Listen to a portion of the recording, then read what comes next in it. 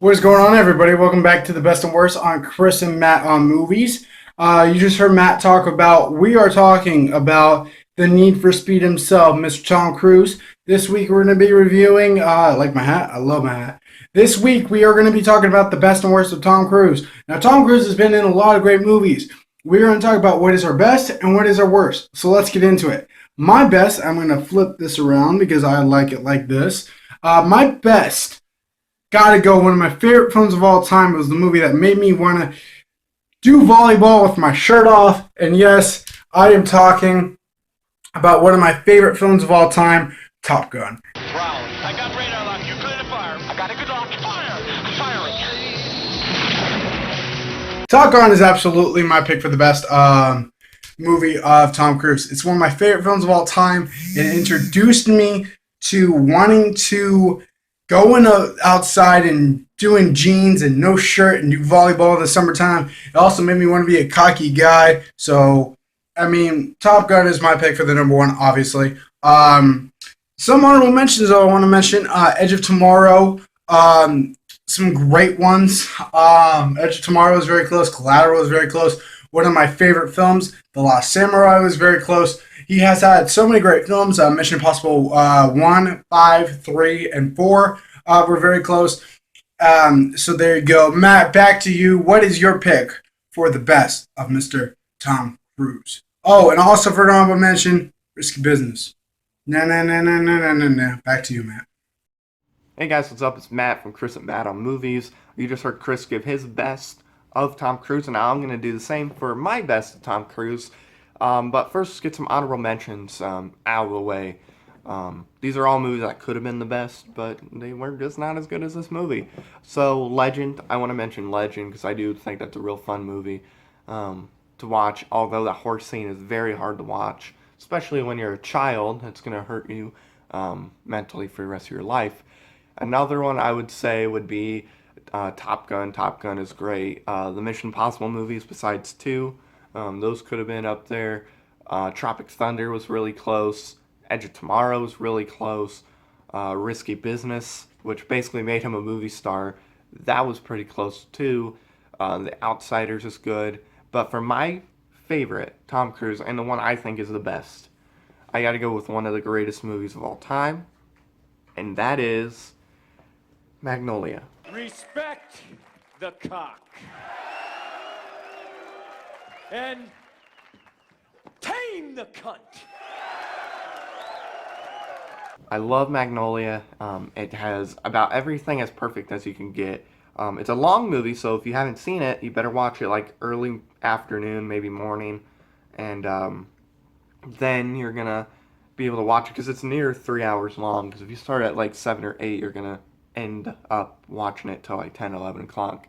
But yeah, the acting is great. I mean, Tom Cruise got an Oscar nomination for that. I know he got an Oscar nomination for something else, and I just can't remember. Yeah, acting's great. Philip Seymour Hoffman's great too in the movie. The writing's great. The directing is great. It's all great, and that's what I have for the best. So now we're gonna go into the worst before we go right to Chris. And you know, for me, Tom Cruise hasn't had a lot of stinkers. Tom Cruise has always done a good job with making movie decisions as far as what he's going to be in, what he's not. But he has made some bad decisions, especially in the 2000s. And I would throw in, as far as a worst area, Mission Impossible 2. That could have been considered a worst. I wouldn't say it's his fault, though. Night and Day was really close. Oblivion was pretty close, too. But the worst movie of Tom Cruise's, and, you know, actually, before we go into that, I just remembered a movie that brought in a lot of horrible one-liners, to me anyway, was Jerry Maguire. Yes, Tom Cruise was great in that, and yes, Cuba Gooding Jr. was great in it, but it's not good. I don't like it. I'll take any other Cameron Crowe movie over it. Maybe besides Vanilla Sky, that's another one I don't like. But as far as the worst movie, the one Tom Cruise should not have been in at all is A Rock of Ages. This place is about to become a sea of sweat, ear-shattering music, and puke. Stacy something is his character in that movie, and I remember really wanting to see it when it was coming out, I believe in 2012, I was really excited for it, and it had potential, but it just sucked. It was not a good movie at all. Music choices were good, but it's a bad movie. It's not good. It's really bad, and if you haven't seen Rocket Ages, don't watch it at all. So I'm gonna flip it back to Chris. I'm sure he's gonna be upset about Jerry Maguire, but let's go, boys. Now it's time to pick about the worst. Where is my pick for the worst? Obviously, my pick for the worst. These got some stinkers. Night and Day would be on there. PU. There's so many really ones that I would say that are his worst. There's some big ones. I'm not a fan of Interview with the Vampire. Some people are. I'm not. I gotta go Vanilla Sky. Open your eyes. Most of us live our whole lives without any real adventure to call our own. What is any life if not the pursuit of a dream?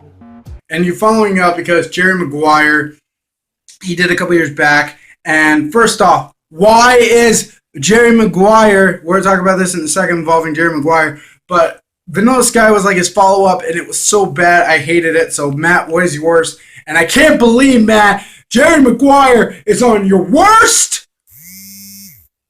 A little dramatic. But that is all for us, guys. Matt, back to you guys. Look forward to the podcast on Monday. Very excited for you guys. See you guys next time. Peace.